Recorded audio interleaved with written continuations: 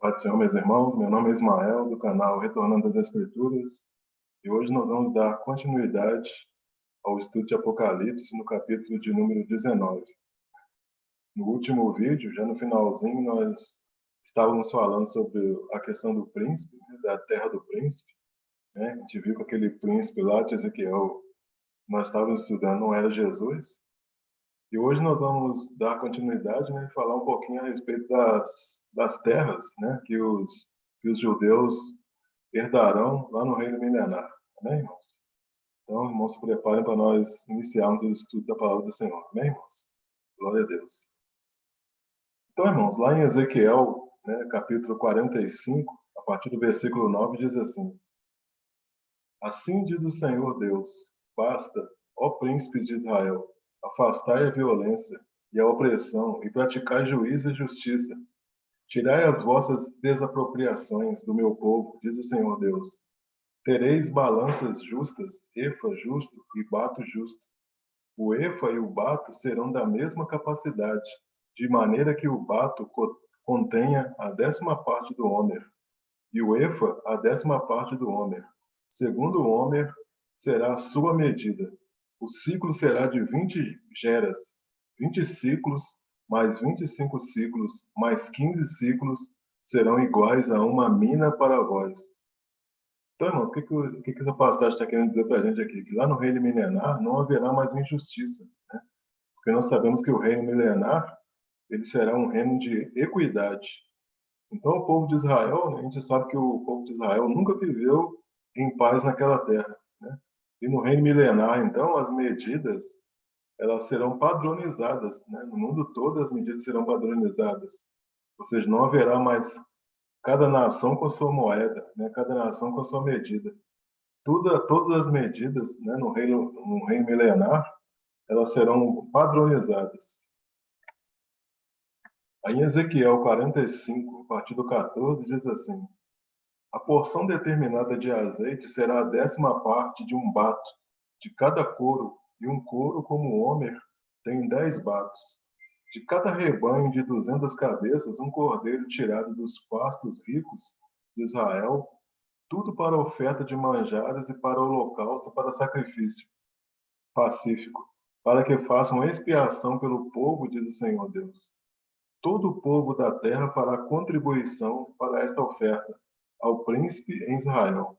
Estarão a cargo do príncipe os holocaustos e as ofertas de manjares e as libações nas festas da lua nova e nos sábados, e em todas as festas fixas da casa de Israel. Ele mesmo proverá a oferta pelo pecado e a oferta de manjares, e o holocausto e os sacrifícios pacíficos para fazer expiação pela casa de Israel.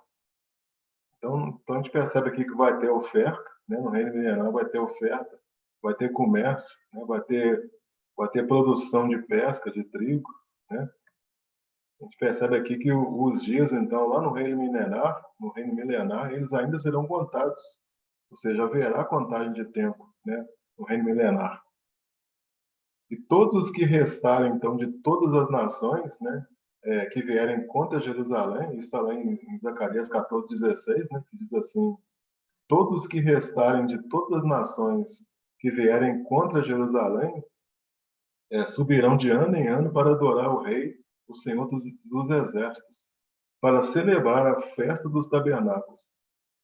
Então, irmãos, esse povo aqui, né, esse restante, né, essas nações que restam, elas não fazem parte do corpo de Cristo, mas elas entraram no reino milenar, né? E dentre eles, o povo de Israel, né, dentre eles, o povo de Israel vai sobrar um terço, né?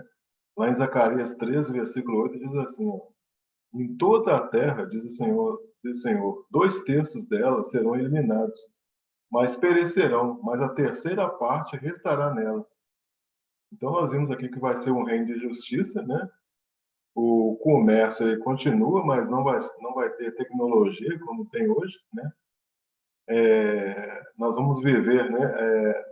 Nós vamos viver acordados, né? Durante o dia e descansando durante a noite, né? Isso que vai ser vamos dizer assim, a rotina do reino milenar. A igreja ela já estará glorificada, né? Mas a humanidade ela continuará trabalhando, né? lá no reino milenar, né? O que muda é o governo. A igreja agora, ela estará regendo as nações, né? E o governo agora será centralizado, né, na pessoa de Cristo. Ezequiel 47, 21, a partir do 21, diz assim: Repartireis, pois, esta terra entre vós, segundo as tribos de Israel. Será, porém, que a sorteareis para a vossa herança e para a dos estrangeiros que habitam no meio de vós, que gerarão filhos do meio de vós, e vos serão como naturais entre os filhos de Israel. Convosco entrarão em herança no meio das tribos de Israel. E será que na tribo em que habitar o estrangeiro, ali dareis a sua herança, diz o Senhor Deus. Então, tudo isso aqui, irmão, vai ser decidido aonde? No tribunal de Cristo. Então, vai ser distribuído terra, né, para os estrangeiros, né? Por exemplo, um egípcio, né, ou uma outra nação que quiser morar em Israel, né? Isso aí será decidido no tribunal de Cristo, né? Então, quando tiver ali a divisão da terra do povo de Israel, o estrangeiro que quiser morar com o povo de Israel poderá, né? Mas tudo isso aí vai ser decidido no tribunal de Cristo. Então vamos falar um pouquinho, né, irmão, da questão da divisão da terra, né? Lá em Ezequiel 48, a partir do versículo 1, diz assim. Aliás, eu não vou ler aqui porque a passagem é muito grande, né? Então, o que eu vou falar aqui está em Ezequiel 48, dos versículos 1 até o versículo 7, né? Que vai falar da divisão da terra, né? Da parte do norte, né? A partir da terra do príncipe, né? Que fica no meio, né? Nós falamos sobre a questão da terra do príncipe lá no vídeo passado. Então, na parte norte, a partir da terra do príncipe, vão ficar as tribos de Dan, Azer, Naftali, Manassés, Efraim, Ruben e Judá. Isso tudo está em Ezequiel 48, de 1 a 7, né? Então, Dan, Azer e Naftali, elas estão mais afastadas, né? Por que elas estão mais afastadas da terra do príncipe? Porque são os filhos da concubina, né, de Jacó com Bila e Zilpa, né? Então, são salvas, né? Elas são salvas, mas elas têm herança mais distante, né? Agora, já Manassés e Efraim são filhos de José, né? E Ruben é o filho da esposa legítima, né, que é Lia. E Judá, então, e a tribo de Judá, ela vai ficar bem em frente do templo, né? Bem em frente da terra do príncipe, né? Ezequiel 48:8 fala assim, ó, limitando-se com Judá, desde o lado oriental até o ocidental, será a região sagrada, que é a vez de separar de 25 mil côvados de largura e de comprimento, o mesmo que os das porções desde o lado oriental até o ocidental. O santuário estará no meio dela. Então o templo, né, irmãos, o templo ele fica entre Judá e Benjamim, né, entre essas duas tribos, né, a terra do príncipe ali onde vai ter o templo, né, fica entre Judá e Benjamim. Então, de Ezequiel 48, de 8 a 12, vai falar da parte para os sacerdotes, né, e a parte do santuário. E Ezequiel 48, de 13 a 14, vai falar o quê? Que tem a parte para os levitas, né? Nós sabemos que lá no passado os levitas eles não tinham terra, mas aqui no reino milenar eles terão terra, né? Terá então a parte dos levitas.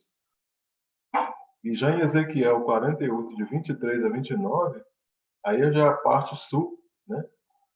Que vai ficar Benjamim, que é filho de Raquel, né? Simeão, filho de Elia, Isacar, filho de Elia também, Zebulon, mesma coisa, e Gade, filho de Zilpa. Então vai ficar vamos dizer assim, nessa proporção, né? Mais perto do templo vai ficar Benjamim, né? Na parte sul, né? A gente viu que na parte norte, o que fica mais perto do templo é a tribo de Benjamim, né? É a tribo de Judá, aliás, desculpa, né? E a parte do sul, a que fica mais perto, a tribo que fica mais perto é a tribo de Benjamim, né? Aí depois vai descendo Simeão, Isacar, Zebulon e Gade. E em Ezequiel 40, do 30 a 35, né, a palavra de Deus vai mostrar para a gente o modelo da Jerusalém terrena. Então, a gente pode contemplar ali o modelo da Jerusalém terrena.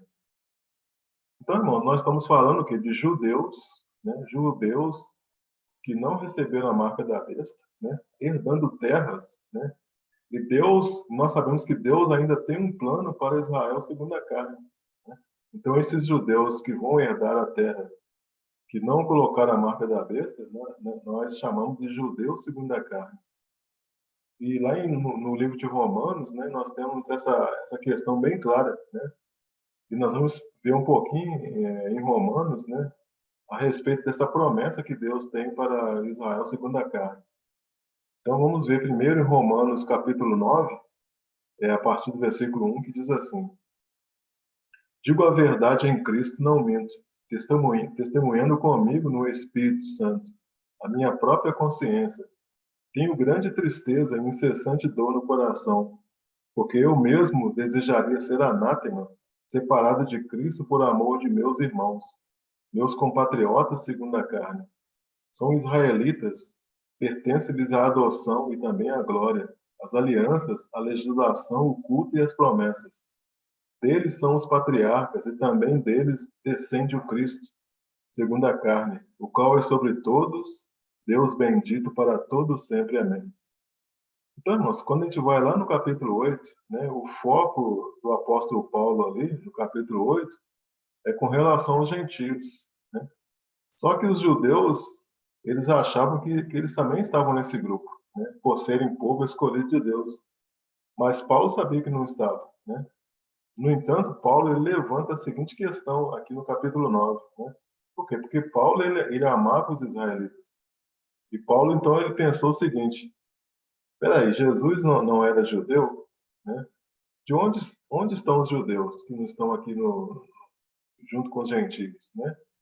E Paulo, então, ele pensou, né, que eles também deveriam ser salvos. Aí, irmãos, quando a gente vai lá no capítulo 10, em Romanos capítulo 10, Paulo fala mais uma vez sobre o seu amor pelos israelitas, né? E como que ele desejava que Deus os salvasse, né? Esse capítulo, então, ele mostra a preocupação de Paulo com a condição perdida da nação judaica. Aí, quando a gente vai lá para Romanos, capítulo 11, né, a partir do versículo 1, diz assim: Pergunto, pois, terá Deus, porventura, rejeitado o seu povo?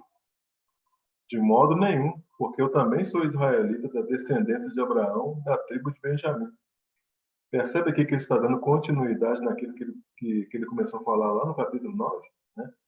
Então, o versículo está tratando aqui dos judeus na condição de povo, ou seja, judeus segundo a carne.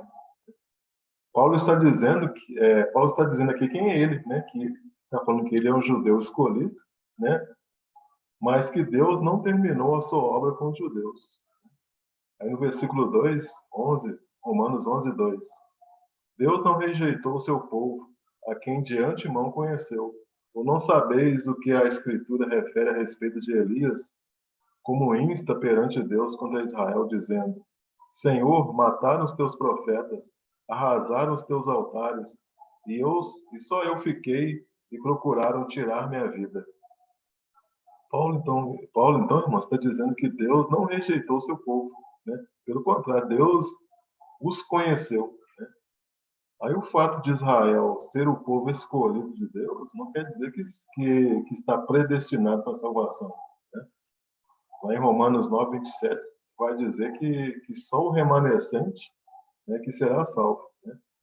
Aí no versículo 1, né, Paulo se coloca como sendo desse grupo de pessoas, israelitas, que se negaram, israelitas que negaram a Cristo, né?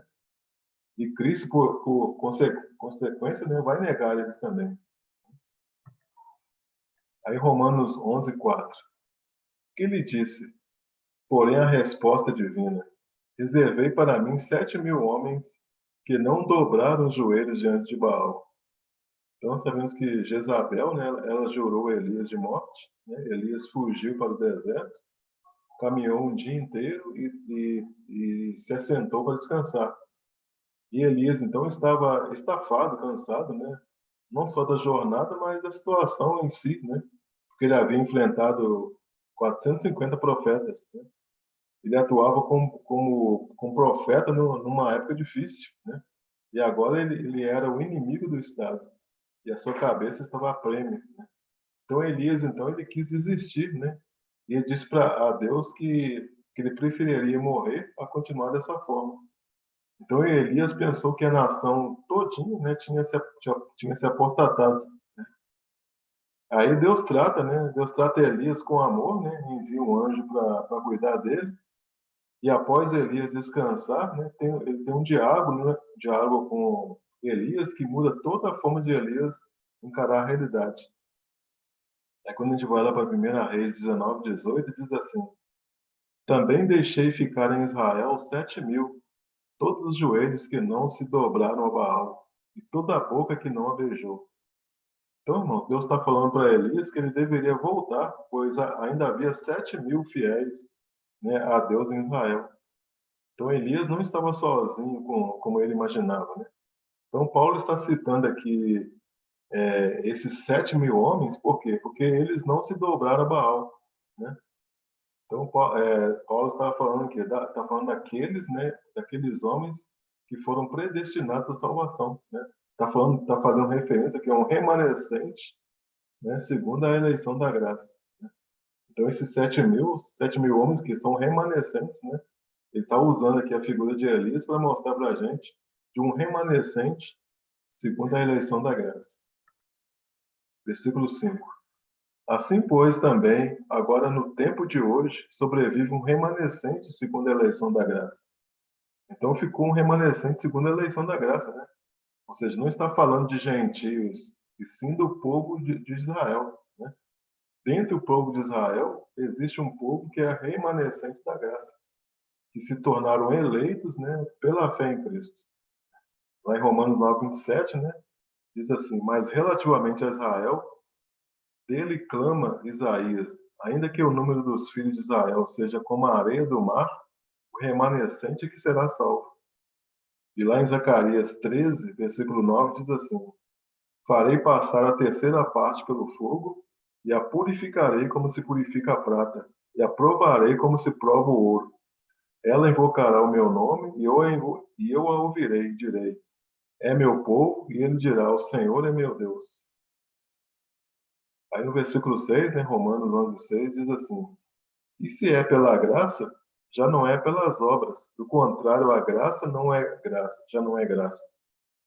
Então a eleição de Deus, ela foi estabelecida apenas sobre a graça, né? Então a graça, ela não significa uma salvação arbitrária, né?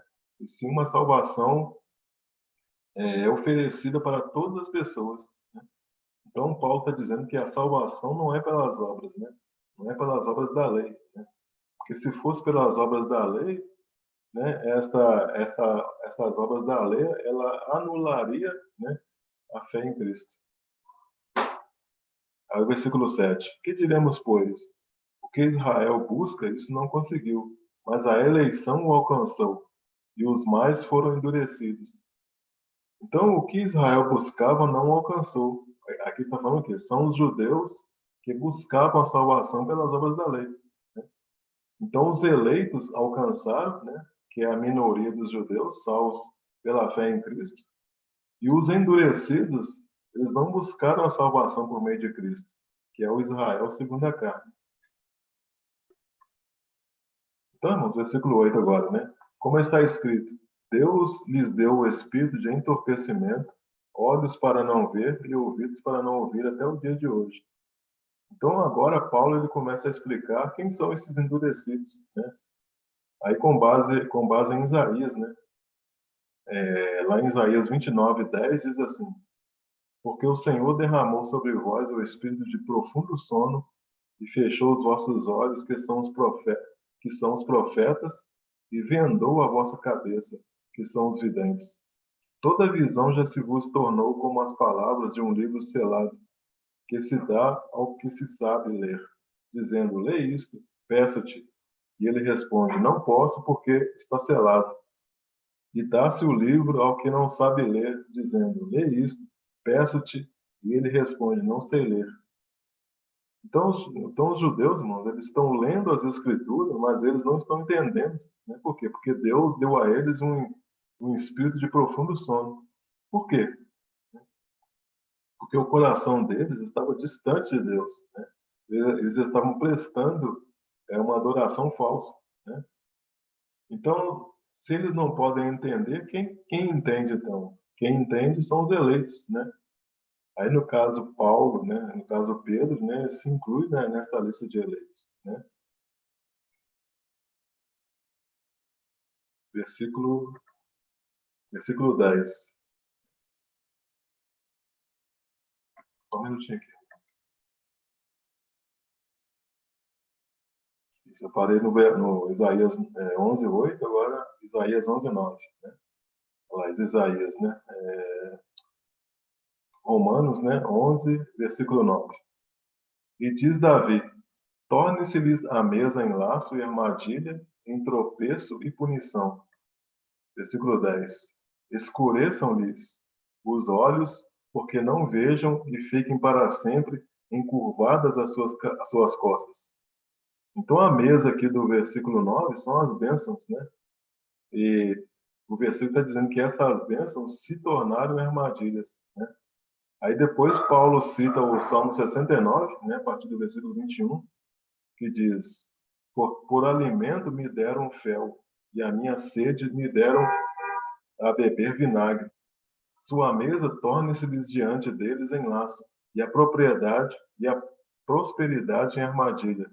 Obscureçam-lhes os olhos para que não vejam, e fazem que sempre lhe vacile o dorso. Então, Paulo está citando aqui Davi, né, falando das pessoas que lhe causavam aflições, né? Aí, continuando, né, Romanos 11:11. Pergunto, pois, porventura tropeçaram para que caíssem? De modo nenhum, mas pela sua transgressão veio a salvação aos gentios, para pô-los em ciúmes. Aí, quando a gente vai lá para esse mesmo versículo, lá na NVI, né, Romanos 11:11, diz assim: novamente pergunto: acaso tropeçaram para que ficassem caídos? De maneira nenhuma. Ao contrário, por causa da transgressão deles, veio salvação para os gentios, para provocar ciúme em Israel. E na versão transformadora, na nova versão transformadora, diz assim: acaso o povo de Deus tropeçou e caiu sem possibilidade de se levantar? Claro que não.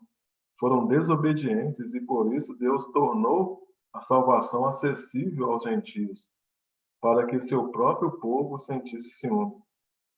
Então agora ele começa a falar o quê? Dos gentios, né?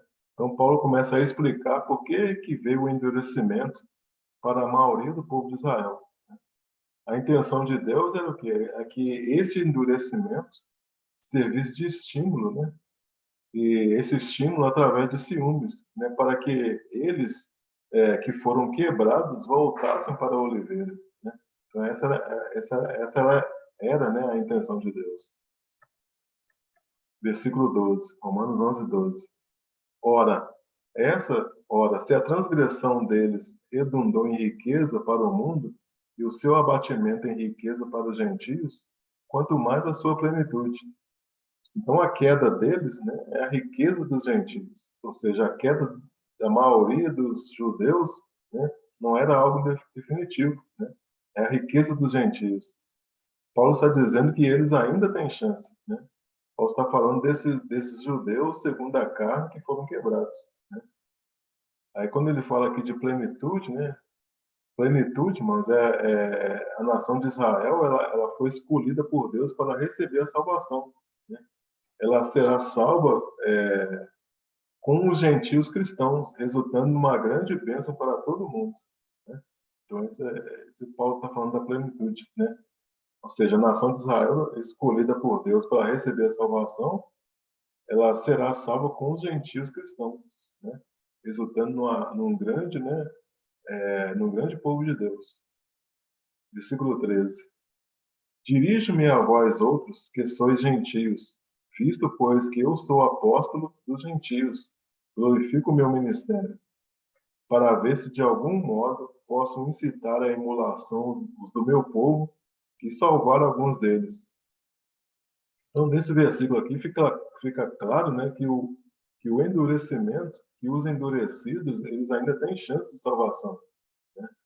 Quando Paulo fala aqui de emulação, ele está querendo falar aqui da questão da competição, da disputa, né? Está estimulando eles incitando eles à emulação, né? Estimulando eles à competição, à disputa. Versículo 15. Porque se o fato de terem sido eles rejeitados trouxe reconciliação ao mundo, que será o seu restabelecimento, senão vida dentre os mortos? Então a rejeição deles é a reconciliação do mundo, né? Eles pecaram, né? Existe um véu sobre os olhos deles, mas isso não significa que Deus deixou de ter um propósito com eles, né? O propósito de Deus com eles é o quê? É a admissão deles, né? O versículo 16 diz: e se forem santas as primícias da massa, igualmente o será a sua totalidade. Se for santa a raiz, também os ramos o serão. Então, quando Paulo está falando aqui de primícias, ele está falando de Abraão, Isaac e Jacó, né? Que são judeus eleitos. Quando ele está falando aqui de massa, ele está falando o quê? Da nação que será abençoada lá no final. E os ramos, né, são os judeus que foram quebrados porque não creram. Ou seja, eles foram endurecidos. E no versículo 17 diz: se porém algum dos ramos foram quebrados, e tu, sendo oliveira brava, foste enxertada em meio deles, e te tornaste participante da raiz e da seiva da oliveira, né? Então os ramos quebrados são os judeus, e a oliveira brava, né, ou o zambujeiro, ou os frutos ruins são os gentios, né? Versículo 18. Não te glories quanto aos ramos, porém, se te gloriares, sabe que não és tu que sustenta a raiz, mas a raiz a ti. Então Paulo está lembrando, né, de onde vêm as promessas, né, da lei dos patriarcas, né? E a raiz aqui então, né, são os judeus, né? Versículo 19. Dirás, pois, alguns ramos foram quebrados para que eu fosse enxertado. Bem, pela sua incredulidade foram quebrados.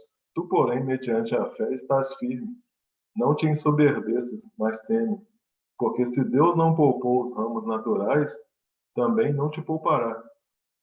Então, para as pessoas, isso aqui é interessante, né, irmãos? Para as pessoas que acreditam que uma vez salvo, salvo para sempre, né? Então, Paulo está dizendo aqui que você que foi enxertado também pode ser quebrado, né? Se você deixar de crer, né? Então, nós, né, cristãos, gentios, que fomos enxertados, também podemos ser quebrados, né, se deixarmos de crer. Versículo 22.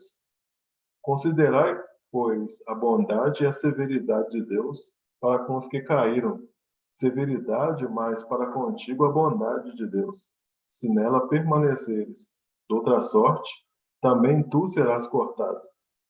Então, se permaneceres, né, considerai a bondade de Deus. Se não a severidade, né? Por que severidade? Porque Deus promete, né, cortar aqueles que não permanecerem. Verso 23. Eles também, se não permanecerem na incredulidade, serão enxertados, pois Deus é poderoso para os enxertar de novo. Então, ou seja, existe a possibilidade deles retornarem à oliveira, né? Não foi uma queda definitiva. E Deus, então, vai pegar os judeus e levar eles a uma posição de sacerdote também, né? Não sacerdócio real, né? Por quê? Porque eles não são eleitos da graça. Eles farão parte de um povo de Deus, um povo que Deus escolheu. Mas eles não são sacerdócio real. Apenas os eleitos da graça é que farão parte do corpo de Cristo, né? Mas Deus vai enxertar os outros também. No versículo 24 diz: pois se fosse cortado daqui por natureza era oliveira brava, e quanto à natureza enxertada em boa oliveira, quanto mais não serão enxertados na sua própria oliveira aqueles que são ramos naturais. Então, se fosse cortado, né, está falando aqui dos gentios, né? Então, se não tivesse sido pela graça de Deus, os gentios nunca teriam sido enxertados, né, na vida de Deus, né? Que os judeus anteriormente desfrutaram disso tudo, né? Então, Deus pode enxertar os próprios judeus, né, ramos naturais, na sua própria oliveira. Versículo 25. Porque não quero, irmãos, que ignoreis este mistério, para que não sejais presumidos em vós mesmos, que veio o endurecimento, em parte a Israel, até que haja entrada a plenitude dos gentios. Então, endurecimento de quem? Né? Dos não eleitos. Né? Então, esse mistério ele começou lá no capítulo 9, né, que nós falamos aqui, lá no capítulo 9. Né? Por quê? Porque os judeus não creram. Né? Aí veio em parte. Né? Quando Paulo aqui vem em parte para quem? Em parte para o povo de Israel. Né? Porque a outra parte são sacerdotes reais. Né? Ou seja, fazem parte do corpo de Cristo. Então, quando essa parte deixar de ser endurecida, então todo Israel será salvo. Né? Então, nós teremos o que? As duas casas de Israel, mais aqueles que tiveram seus corações endurecidos. Aí, mas quando a plenitude dos gentios tiverem entrado, né, aqui já estarão selados os 144 mil, né, que são o quê? As duas casas de Israel. Então, nesse momento, né, Deus vai abrir os olhos deles, né, dos endurecidos, deles quem, né, dos endurecidos, né? Eles não vão usar eles não vão usar o sinal da besta, né? Eles serão salvos, mas farão parte de um outro grupo, né, que são os de Israel segundo a carne. Quando Paulo fala aqui então de plenitude dos gentios, ele está querendo dizer o quê? Do trabalho de Deus entre os gentios para que a promessa de Deus relativa a Abraão se cumpra. Versículo 26, Romanos 11, 26. E assim todo Israel será salvo, como está escrito: virá de Sião o libertador, e ele apartará de Jacó as impiedades. Então, não só o Israel da terra de Israel, mas o Israel espiritual também. Né? Então, irmão, tem ainda uma promessa de terra, né, para o Israel literal. Né? Nós estudamos isso aí logo no início. Né? Ou seja, tem ainda uma promessa de terra para o Israel literal, como está bem descrito, né, no livro de Ezequiel. E o versículo 27, né, Romanos 11, 27. Esta é a minha aliança com eles, quando eu tirar os seus pecados. Quanto ao evangelho, são eles inimigos por vossa causa. Quanto, porém, à eleição, amados por causa dos patriarcas. Então, os judeus, eles são os inimigos, né, porque eles rejeitaram o evangelho, mas são amados por causa dos pais. Né? Então, está falando aqui da eleição, né, eleição feita por causa dos nossos pais, né, por causa dos pais, é uma ilusão às promessas que Deus fez lá para os patriarcas. Né? Então, tem a eleição que são os predestinados e tem a eleição de um Israel segundo a carne. Deus escolheu o quê? Deus escolheu um povo territorial. Né? Lá no início, né, dentre todos os países, Deus escolheu Israel, né, para que esse povo, né, eles viessem a ser uma nação de sacerdotes. Né? Mas eles, infelizmente, rejeitaram. Né? Romanos 11, 29. Porque os dons e a vocação de Deus são irrevogáveis. Né? Então, Deus deu dons, né, que são presentes, né, e a vocação, que é o quê? Que é o chamado. Né? Para quem? Para o povo de Israel. Né? E isso sem arrependimento. Né? Paulo está dizendo aqui que os dons e a vocação de Deus são irrevogáveis. Ou seja, Deus ele não muda sua mente. Né? Ele fez as promessas lá para os patriarcas, né? E Deus, então, vai cumprir suas promessas. E é interessante aqui a gente falar, né, que o contexto dessa passagem não tem nada a ver com dons espirituais. Né? Muitas pessoas usam essa passagem para dizer que os dons são irrevogáveis. Né?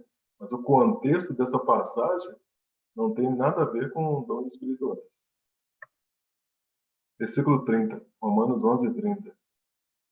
Porque assim como vós também outrora fostes desobedientes a Deus, mas agora alcançastes misericórdia, à vista da desobediência deles, assim também estes agora foram desobedientes para que, igualmente, eles alcancem misericórdia, à vista da que foi concedida. Então, os judeus, eles faziam parte do reino, né? E os gentios não. Agora, os gentios fazem parte do reino e os judeus não. Mas os judeus, eles voltarão para Deus e farão parte do reino. Versículo 32. Porque Deus a todos encerrou na desobediência, a fim de usar de misericórdia para com todos. Versículo 33. Ó profundidade da riqueza, tanto da sabedoria como do conhecimento de Deus. Quão insondáveis são os seus juízos, e quão inescrutáveis os seus caminhos. Quem, pois, conheceu a mente do Senhor? Ou quem foi o seu conselheiro? Ou quem primeiro deu a ele para que lhe venha a ser restituído? Porque dele, por meio dele e para ele são todas as coisas. A ele, pois, a glória eternamente. Amém. Então, esse cântico aqui, irmãos, é onde Paulo ele está vislumbrado, né, com o plano de Deus. Né? O plano de Deus que ele começa a falar lá no Romanos capítulo 8, né? Aí passa pelo 9, o 10 e o 11, que nós vimos aqui, né? Do plano de Deus para com Israel segundo a carne. Né? Então, Paulo, então, ele está vislumbrado, né, com esse plano de Deus. Né? Então, ele tá mostrando para a gente que Deus tem um plano Deus tem um plano com Israel espiritual, que somos nós, mas Deus não se esqueceu de Israel segundo a carne. Né? Então, em Romanos 11, Paulo não está, irmão, dividindo Israel da igreja. Ele está dividindo, ele tá falando da parte territorial, que são os endurecidos. Né? É um povo que Deus, mas é um povo que Deus tinha plano para eles. Né? Então, deixar bem claro aqui que Paulo não está dividindo Israel da igreja. Né? E se nós estamos falando aqui de um Israel segundo a carne, né, dos endurecidos que vão receber terras lá no reino milenar. Né? O Israel que vai restar, né? É o Israel que não vai colocar a marca da besta, né?